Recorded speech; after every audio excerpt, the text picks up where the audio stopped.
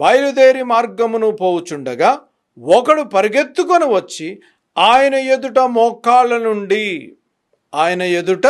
మోకాళ్ళ నుండి నెంబర్ 1 సరి అయిన పొజిషన్, అనగా రైట్ పొజిషన్. ఈ వ్యక్తి ధనవంతుడు.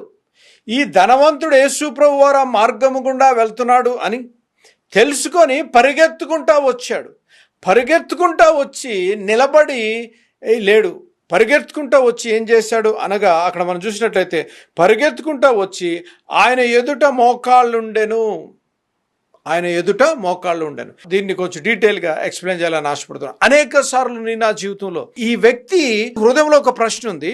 ఆ ప్రశ్నకు జవాబు తెలుసుకోవాలని పరిగెట్టుకుంటా ఆతృతతో వచ్చాడు.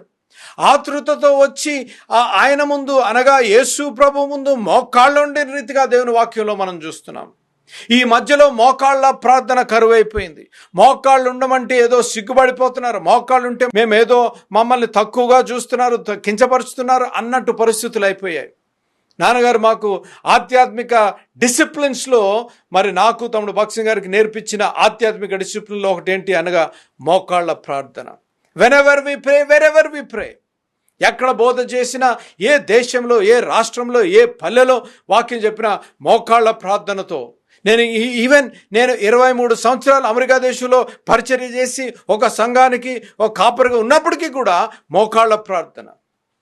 నేను వెళ్ళిన మొదటి దినాల్లో మోకాళ్ళు ఉంటే తెల్లవాళ్ళు అందరూ బిత్తరపోయేటోళ్ళు. అరే ఇదేంట్రా బాబు, ఈయన ప్రార్థన మోకాళ్ళు ఉంటున్నాడని. అలాగా నేను ఒక 4 సంవత్సరాలు వాక్య బోధన చేసినప్పుడల్లా మోకాళ్ళు ఉండి ప్రార్థన చేసేవాడిని. నేను 2022లో తిరిగి వస్తున్నప్పుడు నేను ప్రార్థన చేస్తున్నానని మోకాళ్ళు ఉన్నాను. మొత్తం ఆ సగం సంఘము వారి చైర్ల నుంచి బయటకు వచ్చి మోకళించారు. మా సీనియర్ పాస్టర్ గారు చెప్పారు, పాస్టర్ స్పర్జన్ గారు మనకు నేర్పింది ఈ 20 సంవత్సరాలు ఏదన్నా మనం నేర్చుకున్నాము, నేను నేర్చుకున్నాను, మనం నేర్చుకున్నాము అనగా ప్రార్థన, మోకాళ్ళ ప్రార్థన.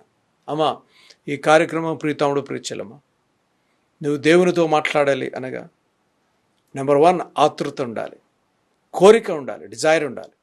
నీ కోరికతో పాటు నిన్ను నువ్వు తగ్గించుకునే స్వభావం ఉండాలి నీ జీవితంలో. ఇక్కడ చూసినట్లయితే ఈ వ్యక్తి ధనవంతుడు, కానీ పరిగెట్టుకుంటూ వచ్చి యేసు ప్రభు పాదాల దగ్గర మోకరించిన రీతిగా దేవుని వాక్యంలో మనం చూడగలం. నువ్వు ధనవంతుడువేమో, నువ్వు సాఫ్ట్వేర్ ఏమో, నువ్వు డాక్టర్ ఏమో, నువ్వు ప్లీడర్ ఏమో, నువ్వు పోలీస్ ఏమో, లేకపోతే నువ్వు ప్రసంగికుడువేమో నాకు తెలియదు, కానీ నీకు అవసరం ఉన్నప్పుడు, నీకు ఒక కోరిక ఉన్నప్పుడు, నీ హృదయంలో ఒక కోరిక ఉంది, దేవుని సన్నిధిలోకి వచ్చినప్పుడు నువ్వు తగ్గించుకుంటున్నావా? లేకపోతే నేను ఫలానా ధనవంతుడు, నాకు ఈ డిగ్రీలు ఉన్నాయి, నేను